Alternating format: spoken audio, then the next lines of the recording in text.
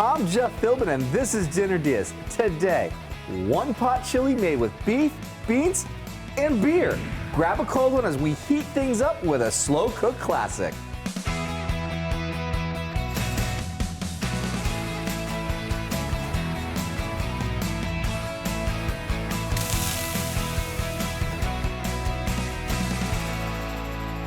Cooking with beer doesn't mean cracking a can while you tend the barbecue. It can also be a great ingredient, and to show us how, we've drafted in Chef Sean Ekman from the oldest brewery in America, Yuengling. He's the executive chef at their draft house, which opened in the shadow of their Tampa brewery in the summer of 2023.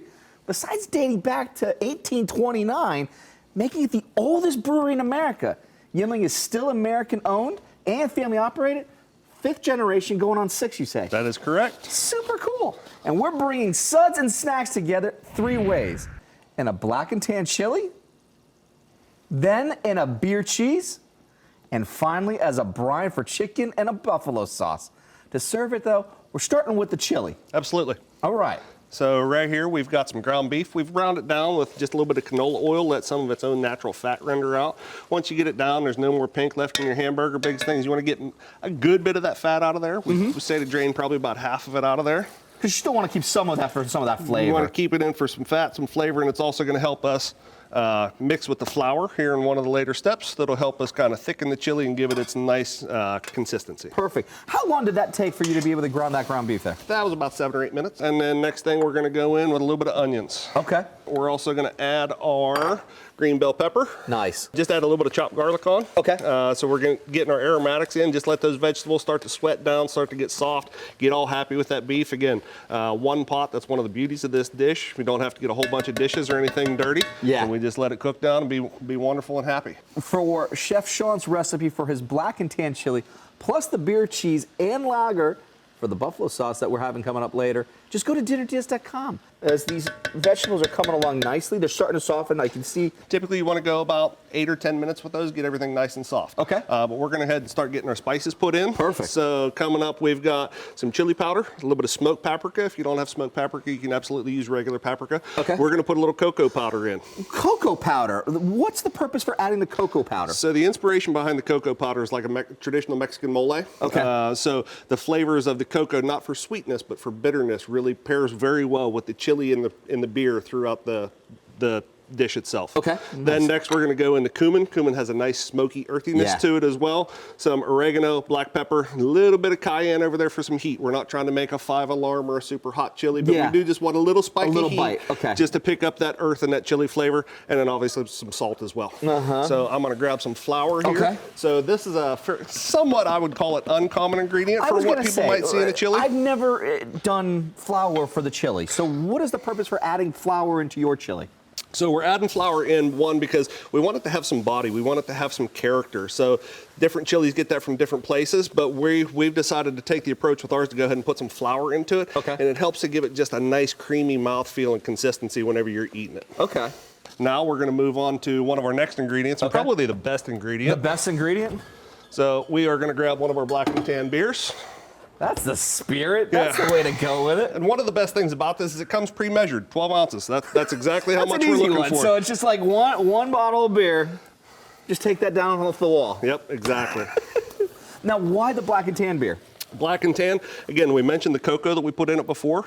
So the bitterness that is made with, or it comes through in the black and tan from the porter that we have in that beer, plays really well with those cocoa and chocolate notes. Okay.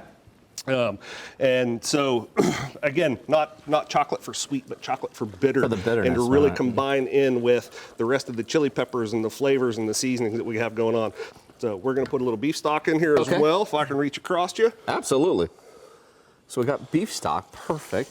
Next, we're going to go into some of our wet ingredients. Okay. This is just a little bit of chili sauce going in. This is going to give it a little bit of sweetness and a little bit of tang. Okay. Then we're going to go in with a pre-made enchilada sauce. Now, enchilada sauce. Now, we were playing with with what we were doing with the cocoa powder because of what that was going to do for the bitterness.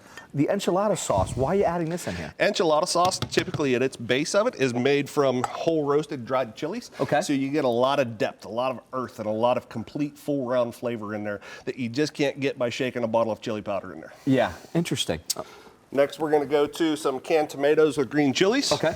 Then we're going to go just a little bit of straight tomato puree. Okay. Again, out of a can is simple and fine.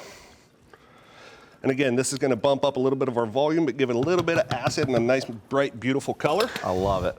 And then finally, we're going to go in with our black beans. Juice it all. That water that comes in the can of the black beans has a great bit of flavor to it, and also has a really nice texture and mouthfeel to it as well. I like it, and it's going to bring back that viscosity too for it as well, which is really, really nice. I am so excited for this one here. We're going to let all of these flavors get to know each other in the pot. We're going to take a break, and when we come back, we'll be making another classic, combining beer with the only ingredient which can improve on it, and that's cheese. Ahead on Dinner DeeAs.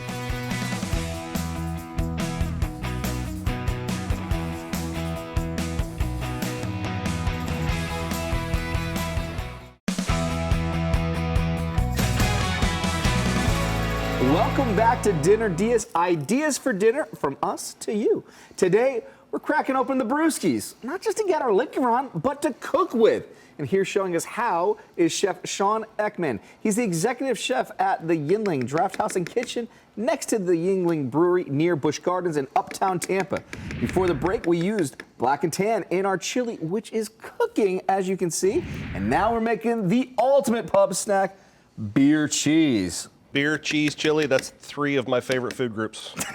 Exactly. So how do we get yours going then? So we're going to start off with just a hot pan. Okay. We're going to get a little bit of butter in here going and melting. Nice. So building just what's a simple roux, butter and flour. Okay. Not super hard, not super difficult. Get that butter melted down, and we're going to put our flour in. Whisk that flour around, let it get all even and smooth. Biggest thing is we don't want any lumps. Yeah. So lumps are no good. And now, are you looking for a color change here too with this? No color change. We're not just trying to just get everything incorporated, just to thicken. Yep. And to make sure that you have no lumps. Okay. And then the next thing, obviously, you can't have beer cheese without beer. So we're going for beer again. You have to. So for this one, we're bringing out our Lord Chesterfield Ale. Lord Chesterfield himself coming through in the canned version. Absolutely, and this is one of our historic recipes. We've been brewing this since 1829. It's a 194-year-old recipe. How many brews are you guys brewing in Tampa? In Tampa, we're brewing a total of 10. Okay. Out of our collection of 12 in the company. I'll take those. So here, we're just going to take a little bit of that beer. We're looking for about a cup of beer. We want to do just a little bit to start, just to get it starting, integrated, thickened. You can see how that thickened up real quick. So get all the lumps out of there. Now, what is it about this particular beer that you like to have for this beer cheese? So Lord Chesterfield Ale has a little bit of more bitterness, similar to other styles, but it is a true ale type of beer. So we're looking for that bitterness to counteract with the cheese. Cheese obviously has a little bit of salt to it that we're looking for, and obviously plays very well with it. So cheese and salt and bitter actually counteract each other. A lot of people think you add sugar to counteract it, but it's actually salt that brings bitterness down. So that's why I purposely put those two together. So, and that's why you're seeing that be paired with pretzels so often or not, then, right? Just because of just that play off of the palate. Okay. Yep, absolutely. And this is looking good. So I've got one problem real quick, is I only need about a cup of beer for that. So I have about 4 ounces of beer left over. If you know any ways to get rid of that by chance. It's a tough job, but someone's got to do it for everybody here.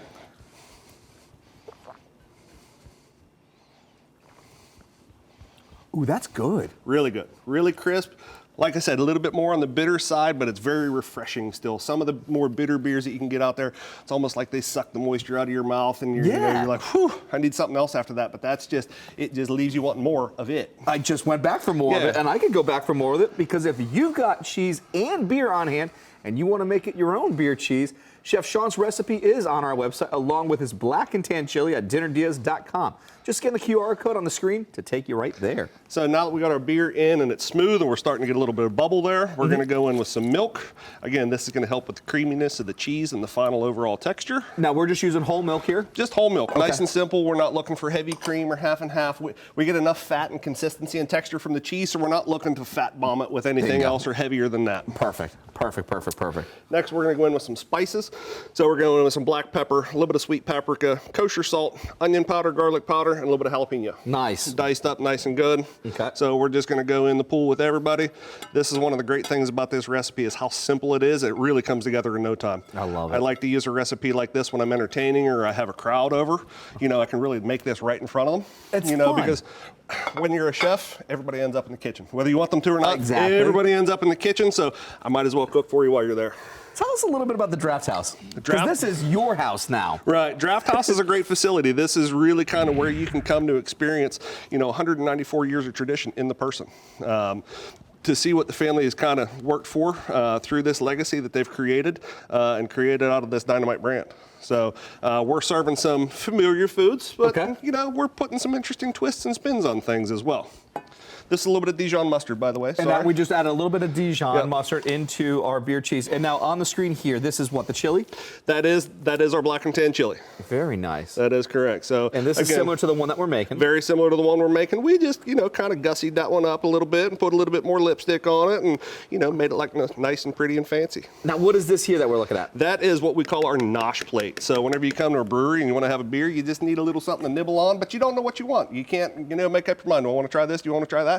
Get the nosh plate, you get a little bit of everything. That's the way I do it. And then this is absolutely beautiful. This is a cool foot. What is this? This is our signature lobster bisque, and we actually pour this table side from a Yingling lager can. Okay. So the bowl will come out to you with a little bit of shrimp and lobster scampi in it. It's what I affectionately call tiny hush puppies. Yeah. Some malt whipped cream, some little teardrop peppers. So you got a little sweet, little salty going on. We pour your soup table side, and it's just, we make an experience of it. I love that. So again, it's just kind of like being at home, or you know, like the Yinglings would want you to be in their home or with their family. This is an extension of our hospitality from them to whoever might want to come visit us. Oh, I love it. I love that. And how's the base coming along for? Base is good. Okay, the base is good. Beer is good. You need more beer. I can go for another one. Absolutely, I can. Because this is like an easy one to go with, and I can see why you've added it for this one here because it's got great flavor as a base. I'll get you there in just a second. So next thing we're going to do, again, we're starting to bubble a little bit lightly, so we're going to go into a little bit of cheddar cheese. Okay. So just nice till it's smooth. Now we doing an extra sharp cheddar, a mild cheddar. Sharp cheddar tends to go a little bit better. It has a little, again, mentioning kind of how salt counteracts bitter. Sharp tends to have a little bit more salt to it, so it'll help kind of cut down that bitterness a little bit more. Okay. And then they play along nice and great together. And then one of the great ones is smoked Gouda. Yep. Shredded down, so you're going to get a little bit of smoke in there. But Gouda also has a great saltiness and a fattiness to it as well. Okay. That's just going to really play great with the rest of everything else. Okay, it's like teasing me not to like just go with it. I mean, like, and this is about 30 seconds away from perfect. You see those shreds just starting to disappear. It was that whole like little like whisk up motion where it's just like like come on now, like that's what you're looking for. That's not a bad thing. So you know, a lot of people sit here and beat this till it's smooth and stir it and say, oh my God, I need to add more liquid. No, that's just about what you want. You're looking for that body. You're looking for that character to be stuck in there with it. So one of the things we need to do next is give it a taste. Oh, I'm spoons ready. So let's go in here. Let's give it a try. Look at that. I gotta do like a twirl here for it. Oh, come on now. Now you're just teasing me. And that's pretty tasty. I think we're gonna hit it with just a little bit of black pepper. Okay. Well, I resist the temptation to grab a straw and finish that in one go. We're gonna take a break, and when we come back, beer as a brine for chicken and a lager buffalo sauce to go with. Head on Dinner DeeAs.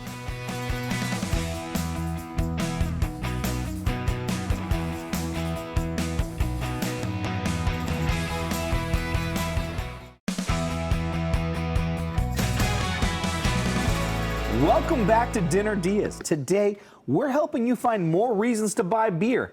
You're welcome. Joining us from America's oldest brewery is Chef Sean Ekman. He's the executive chef at Yinling's Draft House and Kitchen, and he shared his recipe for a black and tan chili, which we made earlier, and beer cheese, which we whisked up before the break. And now you're going to show us how to use beer as a brine? Absolutely. Once you start brining chicken or learning about the uses and the benefits of a brine, you might not never go back. Okay. Especially once you learn how simple it is. It's really not hard. People think, oh, brine, it's going to be hard. No, it just really requires time. Okay. You know, but it's super, super simple. Now, we've already brined our chicken. We've already had it in the air fryer. Absolutely. I think it's time for a nice little reveal here. Walk us through a little bit about the flavors inside our chicken here. Sure. So we make a simple brine. kosher salt, granulated sugar, water, and then Yuengling traditional lager, as you see in front of you. And we take and soak our chicken legs in that at least 4 hours. Overnight is ideal, but you don't want to go much beyond 24 hours. And then from there, cook it however you like. If it's just roasted, but what we did was we did a par roast on these just to get them cooked through, and then we put them in the air fryer just to get them nice and crispy on the outside, just like a chicken wing would be, or like you want a chicken wing to be. But the nice thing about using the legs, especially when they're brine, they're still nice and juicy and you know, big and meaty. You know, it's the meatiness that you want a wing always to be, but sometimes very seldom ever is. But then also has the benefits of just being nice, big, large, you know, easy to eat like a chicken leg. I love it, because those are going to take our buffalo sauce super well then. Absolutely. How do we start your buffalo sauce? Well, first thing we need is a little bit of beer. So we're going to Don't tell me twice. Grab a Yuengling traditional lager. Nice. So we're going to start out with some of that. And the great thing about this sauce is it's just an easy dump sauce. Nice. And I do have a little bit of beer. So I'm just going to set that over here. Whatever happens to it, you know, it happens to it. Nobody's judging. No one. It's rude not to, so I'm just going to have to. So cheers to you, everyone at home. And then we have a little bit of hot sauce, just your traditional, typical, expected buffalo wing flavor sauce. Not trying to throw any brands out there, but whatever you like. Okay. And quite honestly, it is. Whatever you like, whatever brand is your preference. This is the one to go with. That's your go-to. So one of the things we're going to put in a little bit in just a second here is we're going to put butter in. But what tends to happen is when people try to make gradations of heat in a sauce and put butter in it to bring the heat down, they also bring the flavor down. Sure. So typically one of the benefits or one of the things that you may not know that you like about buffalo wings and sauce is the acid and the vinegar that's in there, because it cuts through the fat, you know, and the grease and the oil if they were deep fried, or the skin as it might be in the chicken leg. So we're going to bump up a little bit of our apple cider vinegar. Just to bump that acid back up. Another thing that tends to get diluted as well is the salt. So we're going to put a little bit of salt back in there, bump that flavor back up. Butter, we're going to let that go in and start melting. Butter, again, tames the heat down a little bit, but it gives it a nice coating ability for your mouth and for your palate, and it helps it coat and stick to the chicken wing as well. Perfect. Or chicken leg in this case. A little bit of granulated garlic, just for some extra flavor. Okay. Again, nothing super difficult yet. One of the things we're going to put in as well, this is a Calabrian chili pepper. Okay. So these things are great. These little oil and salt cured chili peppers from Calabria, Italy. They come like that. I like to eat them whole, but I'm also weird like that. I like to eat them too whole, so don't you worry. With cheese and charcuterie, they're dynamite, but they're not sweet. They are a little bit, but they're super intense in flavor, and they've got piquancy to them. They've got a little bit of heat, but they're not hot. They don't melt your face off. Okay. So other than that, that's really it. We're going to let that butter melt. Keep in mind, we've got that chili pepper in there, so one of the things that we want to do is we want to take and blend that chili pepper into our sauce. So we're just going to take an immersion blender, and we just beat that up a little bit. And you see how it comes together. That butter going in becomes nice and creamy. And it looks great. So you got that nice, bright, orange, vibrant sauce. Whoop. Love it. I love it. And nice, delicious sauce. Nice, delicious sauce. And if you can spare a beer to brine some chicken, it's totally worth it. Chef Sean's recipes are all on our website, dinnerdeas.com. Scan the QR code to get right there. Now, you got the chili ready. We've got the beer cheese ready. We do. We've got a buffalo sauce that's ready. My friends, we're taking a quick break, but when we come back, we're taste testing all of this with what we've been cooking, and there may be more beer involved. That's ahead on Dinner Diaz.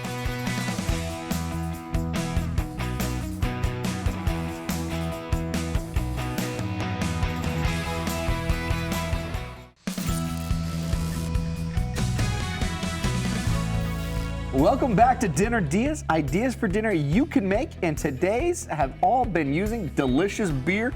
Thanks to Chef Sean Ekman. He's the executive chef at Yuengling's Draft House and Kitchen, and we've been making his black and tan chili, beer cheese, and a chicken with a lager, buffalo sauce, and we have here a nice cold beer. Absolutely. Started off right. Cheers. All right, which one are you going into first? I gotta go for the drunken drumstick first. I kind of did too, man, because I'm smelling it and it's been like, we brine these in beer. And then we added beer to the buffalo sauce. Beer in the front, beer in the end, beer in the glass. Beer everywhere. That's absolutely fantastic. That's a winner right there. All right, now, I want to go pretzel next. Absolutely. I think I need the pretzel. And you were right on the mark there talking about how the salt. So walk me through again how the salt plays into What's happening on this hole? Again, a lot of people think, you know, if you want to cut down on bitterness, you add sugar, you add sweetness, but it's actually salt that counteracts bitter. So this is a double whammy coming in from the bitter beer that is our Lord Chesterfield Ale. Get in there with the saltiness of the cheese that's already in there, the salt on the pretzel, and it just, you get roasty, toasty, malted goodness and cheesy, creamy fattiness. It's dynamite. Absolutely dynamite. It brings it all together. All right, now, the chili. Let's go straight in for this bad boy here. Because this one here took a few shortcuts. We brought in some different sauces to help play into it. That chili sauce or the enchilada sauce. Smoky, salty, earthy, a little bit spicy. We put that little bit of cayenne in there, but it is dynamite. And the texture there with the vegetables, because we've got peppers, we've got our onions, we've got our rotel in there too. Not sure. And remember, we added the flour to it as well, so it gives it that nice creamy consistency. It has a great mouthfeel and a great palate cleansing or coating it coats ability. the whole palate. Yep, exactly. It's got that nice little bit there.